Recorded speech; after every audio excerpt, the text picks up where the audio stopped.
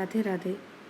रामचरण दृढ़ प्रीति करी, बाली कीन्ह तनु त्याग, सुमन माल जिमि कंठ ते, गिरत न जानई नाग। श्री गोस्वामी तुलसीदास जी द्वारा रचित श्रीमद् रामचरितमानस के किष्किंधा कांड के दोहा क्रमांक 10 की सरल व्याख्या करते हुए भगवान मैथिली शरण जी कहते हैं कि रामचरण दृढ़ प्रीति करी में साधन भक्ति की ओर संकेत है, पर उसके द्वारा भी भगवान की कृपा पाना ही परम लक्ष्य है।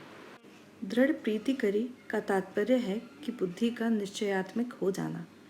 पुरुषार्थ की सीमा समाप्त होते ही कृपा की असीमता शुरू हो जाती है। माने मैं अपने पुरुषार्थ और बल प्रयोग से तो कुछ भी उपलब्ध नहीं कर सका।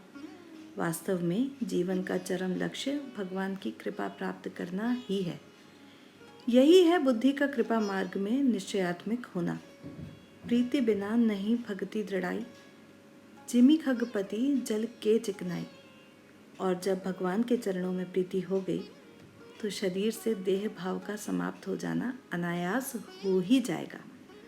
देह का सदुपयोग और मृत्यु का सदुपयोग दोनों ही भगवान की भक्ति से ही संभव है। इसमें पुरुषार्थ का कोई योगदान नहीं है। जय श्री राम।